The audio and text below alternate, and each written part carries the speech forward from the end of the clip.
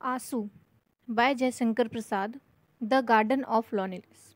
ये आपका BA fourth semester का चैप्टर है, यूनिट फोर्थ। साथ ही आपका चैप्टर भी 4 है, जिसमें जयशंकर प्रसाद जी ने आंसू कविता की रचना की है। बात करें हम अबाउट द पोयम आंसू की, तो देखिए इसमें प्रारंभिक में इस संस्करण में यानी इसमें 126 छंद थे।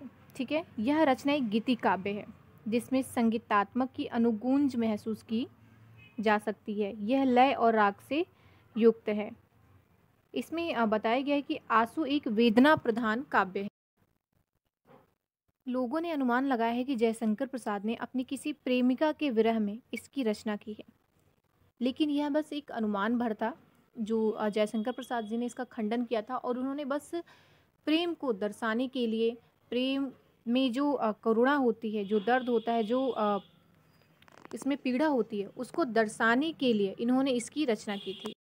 इसमें जो देखिए आंसू जो कविता है, ये किसी प्रेम तत्व को इन्होंने माना है, जिसमें ना कि नर है और ना ही नारी है। इसमें कोई नायक या नायिका नहीं है। ठीक है, कृति जो आंसू एक गीति काव्य है जिसको स्वतंत्र दोहों से सृजित किया गया है, सजाया गया है और सुविधा के लिए चौपाई के छंद में विभक्त कर दिया गया है। प्रसाद भावनाओं के कवि हैं और हिंदी के लब्ध प्रतिष्ठ कलाकार भी। यदि इन विशिष्टताओं को हम किसी भी एक कृति में देखने की अभिलाषा करें तो हमें अवश्य ही आंसू काव्य का अध्ययन करना चाहिए। ठीक है, तो चलिए हम डायरेक्ट चलते हैं जो इसमें कविता है, क्योंकि आपकी जो कविता है ये इसमें 126 छंद है। 126 इसमें छंद है। ठीक है, ये काफ़ी बड़ी पोएम है ये। तो हम डायरेक्ट कविता पे चलते हैं कि उन्होंने कविता में क्या बताया है। पहला देखिए कि इस करुणा कलित हृदय में अब विकल रागनी बसती, क्यों हाहाकार सरों में वेदना असीम गरजती। कविता की व्याख्या हम करने से पहले इसको थोड़ा सा जान लेते हैं कि यह कविता अत्यंत करुणा और भावनाओं से भरी हुई है। इसमें एक संवेदनशील हृदय की गहराई से उठती वेदना और स्मृतियों की लहरें व्यक्त हो रही हैं। स्मृति का मतलब होता है यादें। ठीक है, तो पहले छंद में कवि कहते हैं कि जब हृदय करुणा से भर जाता है, यानी कि दुख से भर जाता है, तब उसमें एक विकल रागनी बजने लगती है। अर्थात मन बेचैन होकर कोई उदासी की धुन सी छोड़ देता है। यानी कि अगर हमारा मन ज़्यादा बेचैन होता है तो हम बहुत परेशान हो जाते हैं, बहुत उदास हो जाते हैं। यह पीड़ा इतनी गहरी है कि वह स्वरों के माध्यम से एक हाहाकार का रूप ले लेती है और उसकी वेदना असीम होकर गर्जना करती है, यानी गूंज उठती है। उनके हृदय में एक ऐसी वेदना और एक ऐसा दुख उत्पन्न हुआ है जिसके माध्यम से वो उन सारी चीज़ों को बताना चाहते हैं। ठीक है, कि किसी प्रेमी या प्रेमिका, ये नायक नायिका के रूप में जब भी कोई उनका मिलन होता है, उनका विछड़न होता है, या जब वो एक दूसरे को याद करते हैं तो किस प्रकार से उनके मन में प्रेम या करुणा उत्पन्न होता है, उसको उन्होंने बताया है। ठीक है, दूसरा हम पढ़ेंगे कि मानस सागर के तट पर क्यों लोल लहर की घाते, कल कल ध्वनि से है कहती कुछ विस्मृत बीती बातें। दूसरे छंद में कवि प्रकृति की उपमा देते हैं।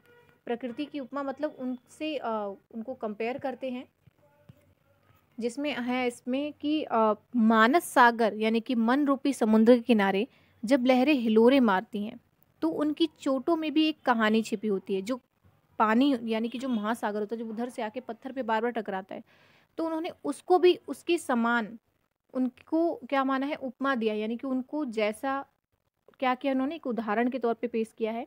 उनकी जो कलकल ध्वनि से कोई भूली हुई बीती हुई बातों की स्मृति सुनाई देती है। यहाँ पे इन्होंने डायरेक्ट मन को समुद्र के उस उस लहरों से जोड़ा है जो बार बार आके पत्थर से टकराती हैं, और जो ध्वनि उत्पन्न होता है उसमें भी वो कुछ ना कुछ कहना या कोई स्मृति उनको याद आती है। तो इन्होंने इसके माध्यम से उस यादों को बताया है। ठीक है, फिर आता है कि आपका कि आती है शून्य क्षितिज से क्यों लौट प्रतिध्वनि मेरी, टकराती बिल खाती सी पगली सी देती फेरी।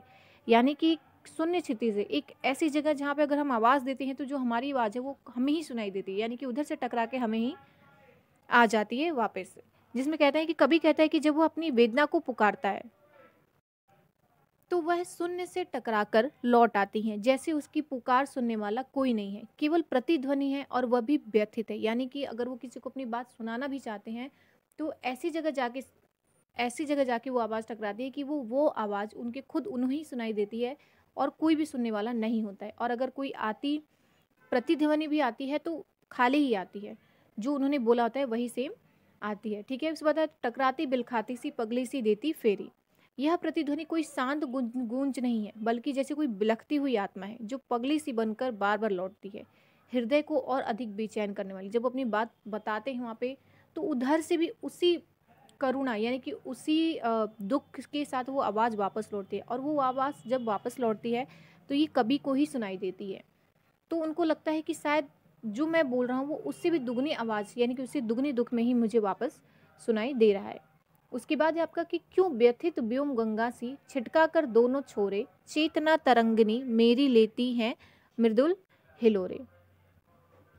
इसमें बोला गया कि यह व्योम गंगा एक सुंदर रूपक है। आकाश गंगा की जो कल्पना एक करुणा भरे व्योम की नदी के रूप में की गई है। तो इसमें क्या गया है, नदी के रूप में कल्पना की गई। जो आकाश गंगा है उसको नदी के रूप में कल्पना की गई है, जो दुख में दोनों छोरों को फैला देती है, यानी दोनों को बाहों को जिस प्रकार फैला देती है वैसे ही ये दोनों छोरों को फैला देती है। चेतना तरंगनी मेरी लेती है मृदुल हिलोरे। कवि की चेतना एक नदी की तरह हो गई है, जो इस दुखद व्योम में प्रेरित होकर कोमल लहरें उठाने लगी है, जैसे कोई भीतरी वेदना बाहर व्यक्त होने लगी। यानी कि जो नदी का पानी है, जो बीच का पानी है चाहे साइड का पानी, अगर तो पानी जब हवा चलता है तो उसके साथ होकर वो बाहर आती है, फिर लेके वापस जाती है। तो वैसे ही कवि की जो चेतना है, यानी कि जो उनकी चेतना बिल्कुल खो सी गई है, उनको कुछ सुबुद्ध नहीं है कि वो क्या कर रहे हैं। तो वैसे ही जो लहरें हैं, वो उनकी जो चेतना है वो बिल्कुल वो लहरें उसी रूप में उठने लगी हैं, जैसे जो नदी का पानी होता है उठता है। ठीक है, आगे हम देखेंगे कि बस गई एक बस्ती है, बस गई एक बस्ती है स्मृतियों की इसी हृदय में। कवि का हृदय अब कोई साधारण अंग नहीं रहा, वह स्मृतियों की एक जीवंत बस्ती बन गई। यानी कि स्मृतियों का मतलब होता है याद, इतनी यादें हैं उनके हृदय में। ठीक है, एक ऐसा नगर जहाँ अतीत बसता है, उनके हृदय में एक ऐसा नगर बस गया है जहाँ उनका सारा अतीत बसता है। फिर है नक्षत्र लोक फैला है जैसे इस नील निलय में। जब हृदय का कोई पृथ्वीगत स्थान नहीं बल्कि आकाश का नील ग्रह बन गया है जहाँ नक्षत्र फैले हुए, यानी कि जो स्मृतियां हैं, उनकी जो यादें हैं, उनके दिलों में वो तारे की तरह टिमटिमा रही हैं, जैसे कि आकाश में तारा टिमटिमाता है। फिर नेक्स्ट है आपका कि ये सब स्फुलिंग है मेरी इस ज्वालामयी जलन के। कवि की पीड़ा अब अग्नि बन गई है और उसकी स्मृतियाँ इस अग्नि से उठते स्फुलिंग है, यानी कि चमकती चिंगारियाँ जो अपने जलने का प्रमाण दे रही। उनकी जो यादें हैं वो एक ज्वाला के रूप में है, वो सिर्फ उनको ही समझ में आ रहा है, उनको ही दिखाई दे रहा है। सामने वाले को लगता है कि बिल्कुल शांत है, लेकिन वो जो उनके अंदर जो यादें हैं, उनकी जो चिंगारियाँ उठ रही हैं, वो सिर्फ उनको ही दिख रही हैं, और वो जलती भी हैं तो उनको ही पता चलता है, क्योंकि सामने वाले को उनका कोई भी दुख का एहसास नहीं है। फिर आपका है कि कुछ शेष चिन्ह हैं केवल मेरे उस महान मिलन के, यानी कि यह सब केवल शेष यानी कि बचे रह गए हैं, ये जो चिन्ह हैं उस मिलन का, वो है ये यादें जो हैं उस मिलन की हैं जो शायद कभी हुआ था लेकिन अब नहीं है। शायद दिव्य था पर अब वो एक पवित्र स्मृति भर है। कभी वो मिले थे लेकिन अब वो सिर्फ एक याद के रूप में रह गई है। इसमें आपका है कि आगे हम जब पढ़ेंगे इसमें दिखाएगा कि अग्नि और जल के विरोधाभास एक अद्वितीय सौंदर्य में पिरोती है, जैसे शांति में छिपी पीड़ा हो और प्रेम में छिपा हुआ एक दहन हो। ठीक है, इसमें दिया गया अगले उसमें कि शीतल ज्वाला जलती है, ईंधन होता जग जल का, यह व्यर्थ सांस चल चल कर करती है काम अनिल का। शीतल ज्वाला जलती है, यानी कि यहाँ कभी एक ऐसा अग्नि चिन्ह खींचता है जो शीतल है, या अग्नि चिन्ह भी देखिए किससे कंपेयर किया गया कि अग्नि चिन्ह खींचता है लेकिन वो किससे है, शीतल है, ठंडा है, यानी भीतर ही भीतर जलती है पर बाहर से शांत है। और इस ज्वाला का ईंधन कोई लकड़ी नहीं बल्कि आंखों का जल है। वो उन्होंने जो अ, एक लाइन खींची है, ठीक है, एक चित्र खींचा है, अग्नि चित्र खींचा है, जो सिर्फ कवि को ही समझ में आ रहा है, लेकिन बाहर से वो बिल्कुल शांत है। अंदर अंदर कितनी भी ज्वाला जल रही है, जैसे समुद्र में क्या होता है कि अगर ज्वाला उसके अंदर होता है लेकिन किसी को पता नहीं चलता कि ऊपर से समुद्र है, लेकिन जब वो फटता है तब पता चलता है। ठीक है, लेकिन उनका जो वो ज्वाला जलने का जो एक वो है, ठीक है, उनका जो उन्होंने बताया कि एक ईंधन कोई लकड़ी नहीं है, अगर उनके अंदर वो ज्वाला जल रही है तो वो आंसू हैं, आंसू के रूप में वो जो ज्वाला है वो बाहर निकल कर आ रही है। यह व्यर्थ सांस चल चल कर करती है काम अनिल का। हर सांस जो लगती है जैसे जीवन की पूछती है, वो दरअसल उस अग्नि की ओर भड़काती है। जैसे वायु अग्नि को प्रज्वलित करता है, जैसे सांस जो चल रही है उनकी, यानी कि वो चाहते हैं कि वो जीवन वहीं समाप्त हो जाए, लेकिन ऐसा नहीं होता है। एक एक सांस वो जो ले रहे हैं वो एक अग्नि के समान है, जो कि उनको अपने प्रीतम से रोकने का कार्य कर रहा है। ठीक है, उसके बाद आपका कि बाढ़ ज्वाला सोती थी इस प्रणय सिंधु के तल में। यहाँ कभी समुद्र की गहराई में छिपी बाढ़ ज्वाला यानी कि अग्नि का उल्लेख करते हैं, जो प्रतीक है उस तीव्र वेदना का जो प्रेम में के सागर में छिपी हुई थी और शांत दिखाई देने वाली भीतर जलती हुई थी। जैसे मैंने आपको वही बताया कि जैसे समुद्र में जो एक बाढ़ ज्वाला होता है, अग्नि होता है, ठीक है, वो अंदर होता है, किसी को पता नहीं चलता, ऊपर से समुद्र, तो सबको ऐसा लगता है कि बहुत शीतल है ना, इसमें कोई भी ज्वाला अग्नि नहीं है, लेकिन जब वो फटता है तभी लोगों को दिखाई देता है। लेकिन ऊपर से शांत दिखाई देता है और अंदर कितनी ज्वाला होती है वो सिर्फ समुद्र को ही पता होता है। ठीक है, तो यहाँ पे कवि को उस प्रेम के जो ज्वाला उठ रही है, यानी कि प्रेम का जो दुख है, वो सिर्फ उन्होंने किससे बताया है, समुद्र का और ज्वाला का, उससे उन्होंने कंपेयर किया है। प्यासी मछली सी आंखें थी बिकल रूप के जल में। यहाँ आंख यहाँ प्यासी मछलियाँ हैं जो उस जल के रूप में है, यानी कि किसी प्रिय के सौंदर्य की छाया के बेचैन में है। प्यास बुझती नहीं और दृष्टि डूबती ही जाती है। उनकी जो सौंदर्य है, यानी कि जो उनकी प्रियतम के सौंदर्य इतना सुंदर है वो उनकी प्रियतम, कि वो उनको देखते हैं तो प्यास नहीं बुझती, लेकिन आंखें उनके अंदर डूबती ही जाती हैं। ठीक है, तो यहाँ पे इन्होंने प्यासी मछलियाँ और जल का एक सुंदर उन्होंने उदाहरण दिया है, जिसमें आपका है कि इसमें क्या है कि एक किसी बैराग के किनारे चल रही है, जहाँ प्रेम स्मृति और आत्मा की पीड़ा जल की तरह बह रही है और अग्नि की तरह जल रही है। आगे है आपका कि बुलबुले सिंधु के फुटे नक्षत्र मालिका टूटी। इसमें बताया गया है कि एक आध्यात्मिक और भावनात्मक शिखर की ओर बढ़ रही है, जहाँ शब्द केवल माध्यम रह जाते हैं और अनुभूति ही मूल हो जाती हैं। ठीक है, जिसमें समुद्र के बुलबुले जैसे क्षणिक जीवन के प्रतीक हैं, वे फूट जाते हैं और नक्षत्र मालिका यानी सितारों की माला जो है वो टूट जाती है। तो यह दृश्य किसी टूटे हुए सपने की या बिखरते ब्रह्मांड की अनुभूति कराता है। देखिए, इसमें जैसे जो कवि हैं उन्होंने बताया है, इसमें बताया गया कि जैसे जो कवि हैं वो स्वप्न देख रहे हैं अपने प्रियतम से मिलने का, लेकिन जैसे ही बुलबुले जो समुद्र के बुलबुले वो टूट जाते हैं, ठीक है, यानी कि क्षणिक टाइम में जीवन के प्रतीक के टाइम में वो दिखाए गए, वो फूट जाते हैं और सितारों की जो माला होती है वो टूट जाती है। वैसे ही एक स्वप्न है, जो स्वप्न हाँ कभी भी सत्य नहीं होता है, एक ना एक समय में वो क्या होता है, वो टूट ही जाता है। और जब स्वप्न टूटता है तो क्या हो दिखाता है, जैसे सब कुछ लूट गया है, यानी कि उन्होंने ब्रह्मांड की अनुभूति कराता है, जैसे बिखरते ब्रह्मांड। अगर किसी की सारे सब कोई दुखी है और बार बार उस पर दुखों का पहाड़ टूट पड़ रहा हो, कभी उसके घर में कुछ हो रहा, कभी उसके घर में कुछ हो रहा है, या उसके साथ कुछ हो रहा, तो ऐसा क्या होता है जैसे दुनिया ही लुट गई हो। ठीक है, तो यहाँ पे बिखरते ब्रह्मांड की अनुभूति कराई गई है। नभ मुक्त कुंतला धरणी दिखलाई देती लूटी। यह एक अद्भुत उपमा है, जैसे आकाश ने अपने केस, यानी कि आकाश ने अपने केस कुंतल धरणी पर बिखेर दिए, यानी धरती पर बिखेर दिए हों, और जब पृथ्वी लूटी हुई असहाय प्रतीत हो रही है। यहाँ सृष्टि की करुणा का अत्यंत काव्यात्मक दृश्य दिखाया गया। जो आकाश है उसने अपने केस खोल दिए हों, अब पृथ्वी के ऊपर सारा वो भार आ गया है ना, तो संभालेगा कौन, पृथ्वी को ही वो सारी पीड़ा सारी करुणा झेलनी पड़ती है। ठीक है, क्योंकि उनके पास अब कोई दूसरा ऑप्शन नहीं है। फिर आपका है कि छिल छिल कर छाले फोड़े मलमल कर मृदु चरण से। पीड़ा इतनी गहरी है कि मनुष्य स्वयं अपने पैरों से छाले मल रहा है। यहाँ पे दिखाया गया है कि जो मनुष्य है उसके पास और कोई ऑप्शन नहीं है, वो उसको बस याद कर सकता है, उनको याद कर सकता है, उसके सपने देख सकता है, लेकिन वो क्या कर सकता है, उनके पास नहीं जा सकता है ना, उनसे मिल नहीं सकता। तो यहाँ पे दिखाया गया है कि एक मनुष्य के ऊपर जब गहरी जो दुख जब उन पे टूटता है, तो जो पहाड़ों का जब उनके ऊपर दुख जब टूटता है, तो कहीं और से और दो चार दुख आ जाते हैं कि ये भी प्रॉब्लम आ जाती है, वो भी प्रॉब्लम आ जाती है। जो तो इंसान होता है क्या करता है, वो उस दुख के साथ ही सारी चीज़ों को कष्ट झेलते हुए अपने जीवन को व्यतीत करता है। लेकिन एक बार कोई ऐसा आता है कि उनके जीवन में आता है कि हाँ मैं अपने आप को ही समाप्त कर लूँ, लेकिन ऐसा नहीं हो पाता है।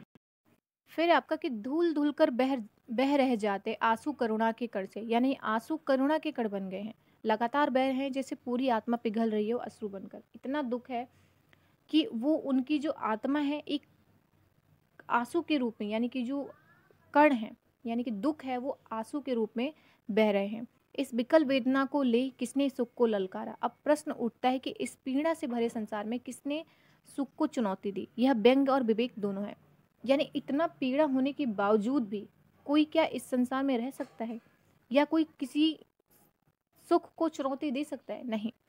कि इंसान अगर पीड़ा में है तो वो उसके सामने सुख भी आ जाए एकदम से तो वो नहीं कर सकता। अगर किसी की याद में है, कोई इसका प्रीतम बिछड़ गया, तो वो क्या होता है, कितना भी सुख हो जाए लेकिन वो उसको स्वीकार नहीं करता है। एक अबोध अकिंचन बेसुध चैतन्य हमारा, यह उत्तर है। वह स्वयं हम, हमारी चेतना जो अबोध है, जो दरिद्र है और फिर भी सत्य की तलाश में बेसुध भटक रही है। हमें पता है कि हमें सब कुछ गलत है, हमें पता है कि वो एक स्वप्न है, हमें पता है एक धोखा है, लेकिन हम क्या हैं, हम हमारी जो चेतना है हम उसको बिल्कुल समाप्त कर चुके हैं।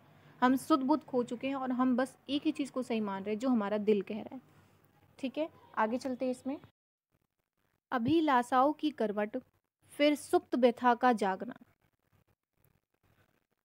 इसमें देखिए बताया गया है कि अब सौंदर्य और पीड़ा का संगम बन गया है। जो सौंदर्य है और जो पीड़ा है उनका संगम, मिलन हो गया है। जैसे भावना कोई राग माला हो जिसमें हर स्वर एक टूटे स्वप्न, एक सूनी आशा, एक मौन करुणा को स्पर्श करता है।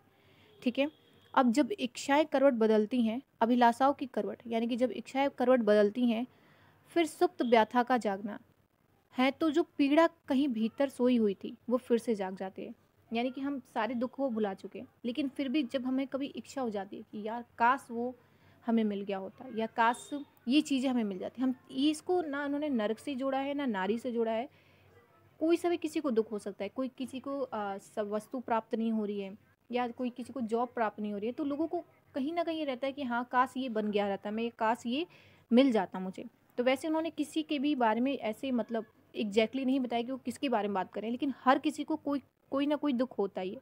तो वो सभी दुखों को उससे जोड़ते हुए इन्होंने इसमें व्याख्या की है कि जब इच्छा इंसान की जगती है तो फिर वो दुख के जो तो दुख के रास्ते पे ही ले जाती है। क्योंकि वो उसमें क्या होता है कि या अगर कोई चीज़ें बीत जाती हैं लेकिन फिर भी अगर वो इच्छा जाग जाती है तो क्या होता है, वो फिर उसी दुख में डूब जाता है। ठीक है, सुख का सपना हो जाना, भीगी पलकों का लगना। जो सुख अब एक स्वप्न बनकर रह गया है, अधूरा, असंभव, और वो भीगी पलकें जिन पर वह सपना टिका था अब बस उसका भार झेल रही हैं। यानी हमने बहुत सारे सपने देखे हैं लेकिन वो पूरा नहीं हो पाता है, तो क्या होता है, अधूरा रहेगा, संभव नहीं हो पाएगा, तो हमें क्या होगा, आंसू बनकर वो चीज़ें बाहर आएंगी। करुणा जो हमारी वेदना है वो अश्रु बनकर क्या आएंगी, वो बाहर आएंगे।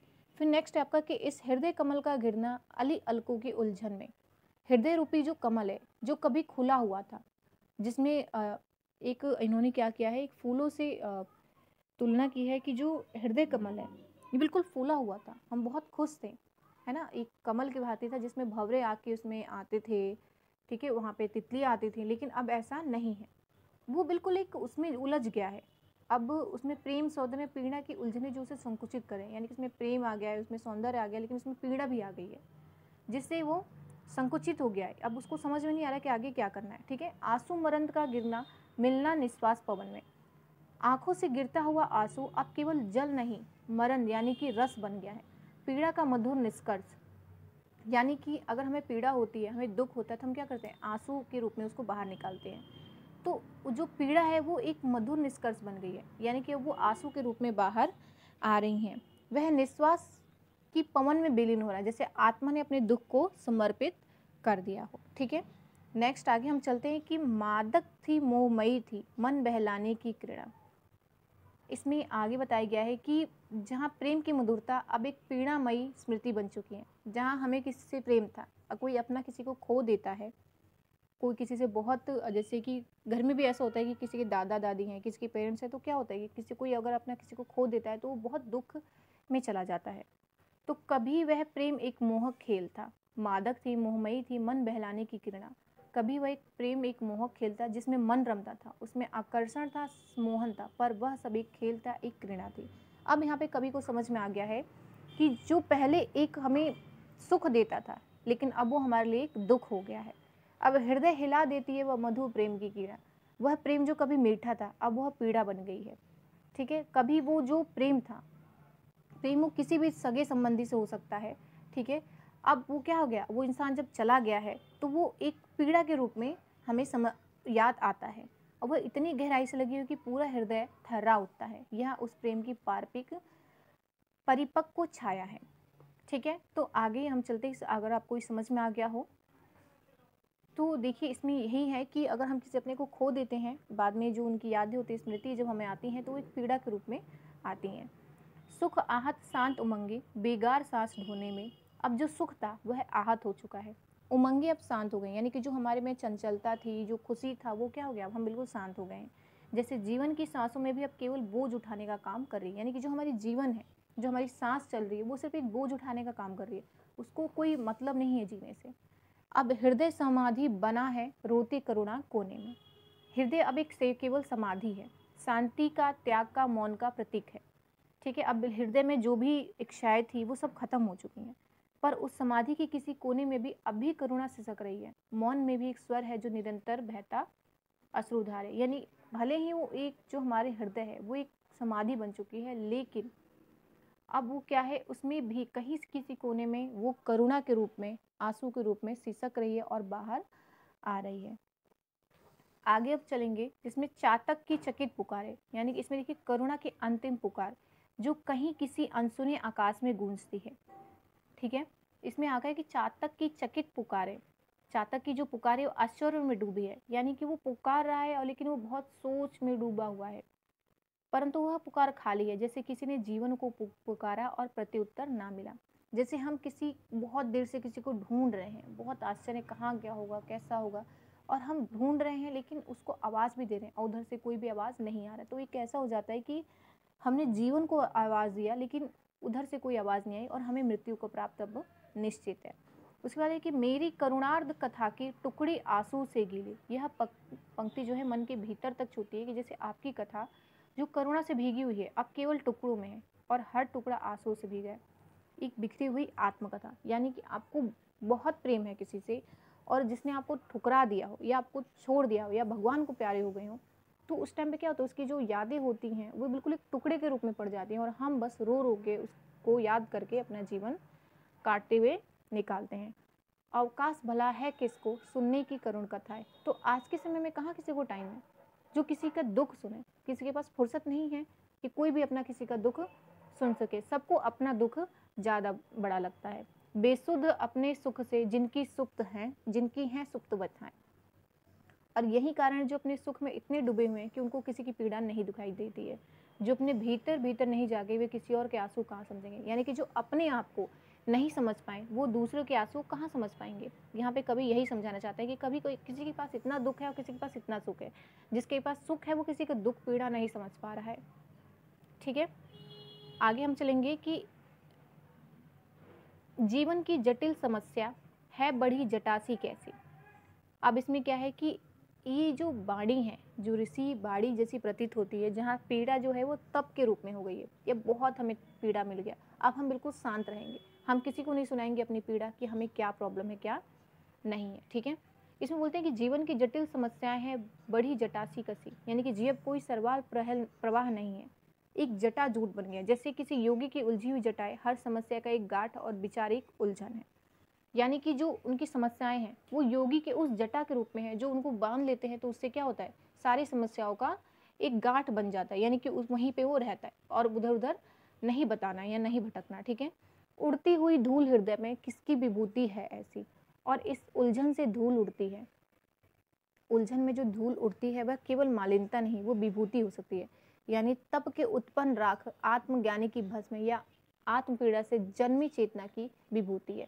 जो उन्होंने तप किया है, यानी जो उनका प्रकाष्ठा है, जो उनकी पीड़ा है, जो उनका प्रसन्नता है, वो सब एक रूप तप के उस राख के रूप में है जो भस्म हो गई है। यानी ये जो चेतना तो है, उनको पता है वो क्या है, लेकिन वो एक भस्म के रूप में मात्र रह गई है।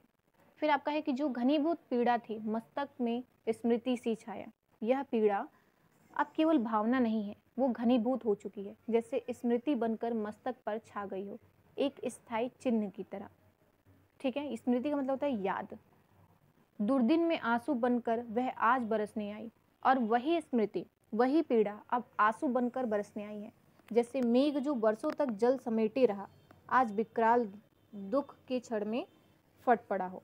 यानी जो बादल है वो काफ़ी दिनों से या काफ़ी समय से घुरा रहा हो, वहाँ पे घूम रहा हो, लेकिन बरस नहीं रहा है। लेकिन आज क्या हुआ, विकराल रूप उनका जो दुख है बारिश के रूप में वो क्या हुआ है, बरस पड़ा है। यानी कि जो कभी का दुख है, कभी कभी चाहे कितना भी इंसान कठोर क्यों ना हो, कितना भी वो सहनशील क्यों ना हो, एक दिन वो क्या होता है, अपने दुख को बाहर निकाल ही देता है, पीड़ा के रूप में, आंसू के रूप में। तो वैसे इन्होंने बताया कि अब जो विकराल दुख के क्षण फट पड़ा हो, यानी कि किसके रूप में, बारिश के रूप में। आगे है आपका कि मेरे क्रंदन में बसती क्या बीड़ा जो सुनते हो।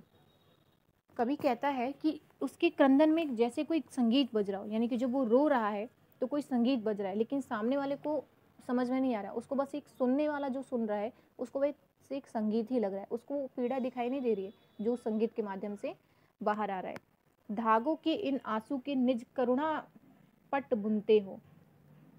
आंसुओं को कवि ने धागे की तरह बुनने की प्रक्रिया में रूपांतरित किया है। वह कहते हैं कि तुम्हारा ध्यान उन आंसू पर नहीं बल्कि उन आंसू के कुछ बुनने में है। जैसे आप मेरे दुख को कुछ और बना रहे हैं, जैसे उसे समझने के बजाय, यानी कि वो रो रहे हैं लेकिन लोगों को लग रहा है कि वो संगीत ही ऐसा है कि उस संगीत को सुन के या गा के रो रहे हैं, लेकिन उनके अंदर की जो पीड़ा है वो समझ में नहीं आ रहा है लोगों को। रो रो कर सिसक सिसक कर कहता मैं करुण कहानी। कभी अपने दुख को पूरी गहराई से व्यक्त करता है, रोने और सिसकने के माध्यम से वो अपनी पीड़ा की पूरी कहानी को कह रहा है। तुम सुमन नोचते सुनते करते जानी अनजानी। यह पंक्ति बहुत ही गहरी है। कवि कहता है कि जब वह अपनी करुणा कथा बयां करता है तो सुनने वाला सुमन नोचता है, यानी कि वह उसकी पीड़ा का मूल्य नहीं समझते बल्कि उसे एक सतही दृष्टिकोण को समझते हुए अनजाने और असंवेदनशील प्रतिक्रिया दे रहे हैं। सामने वाले को समझ में आ रहा है कि वो अपनी करुणा बयां कर रहा है, लेकिन कुछ लोग क्या होते हैं, अनजान बनते हैं। उनको समझ में आता है सारी चीज़ें, लेकिन वो क्या करते हैं, अनजानी बनकर उस चीज़ को बस ऐसी प्रक्रिया देते हैं कि हो सकता है ये बहुत अच्छा गा रहा है, इसको इस गाने का रस मिल रहा हो इसलिए वो रो रहा हो। तो बस ये लोग अनजाने से बन जाते हैं, एक दूसरे का दुख नहीं समझते। आगे है आपका कि यह जो पंक्ति है एक फिर से अति गहरी दार्शनिक यात्रा की ओर संकेत करती है। यह शब्द चित्र खींचे गए हैं, वे एक संघर्ष एवं तीव्र आंतरिक हलचल और फिर उस संघर्ष के बाद का शून्य और अवासित होने का प्रतीक है। इसमें कहा गया कि मैं बल खाता था मोहित बेसुध बलिहारी। कभी अपने संघर्ष को निरंतर बढ़ते हुए अनुभव करता है, वह बल खाता है, यानी जीवन की चुनौतियां उसे अधिक जटिल और गहरी बनाती हैं। जब वो जीवन की चुनौतियां उसे मिलती हैं तो अधिक जटिल और गहरी हो बन जाती है, लेकिन साथ ही वो मोहित भी है, जैसे उसे इस रास्ते पर चलने का आकर्षण भी हो। और बलिहारी का मतलब होता है समर्पण, वह अपने संघर्ष में समर्पित हो जाता है। ठीक है, आगे है कि अंतर के तार खींचे थे तीखी थी तान हमारी। यहाँ कवि ने आंतरिक संघर्ष को चित्रित किया है, जैसे कोई संगीत का तान खींचा हुआ हो और यह तान तीव्र और प्रचंड हो। यह आंतरिक तनाव है जो कभी भी फट सकता है, लेकिन एक विशिष्ट लय में ढलने के लिए संघर्ष रहता है। ठीक है, फिर आपका है कि झंझा झकोर गर्जन था बिजली सी थी निरदमाला। झंझा और गर्जन यहाँ प्रकृति के प्रलय से मिलते जुलते प्रतीक है, जैसे कोई आंधी तूफान हो जो सब कुछ उथल पुथल कर देता है। बिजली की जो नीरद माला बनना, जैसे आकाश में बिजली का जो कनेक्शन होता है, जो एकदम से वो बिजली जब चमकती है तो क्या होता है, यहाँ पे एक विद्युत, यानी कि विद्युत के रूप में जो वो दिखाई देता है, जो चमकन या जो गर्जन होता है वो दिखाई देता है। तो यहाँ कवि की जो भीतरी तूफान का प्रतीक है, यहाँ पे बिजली का और जो तूफान का कंपेयर हुआ है, वो कवि के दुखों का जो भीतरी का जो मतलब इनके दिल का जो दुख है, यानी कि उनके जो मन का जो दुख है, उसके रूप में उन्होंने इसकी तुलना की है। फिर है कि पाकर इस शून्य हृदय को सबने आज डेरा डाला, और अंत में जो शून्य हृदय था वही अब सबका डेरा बन जाता है।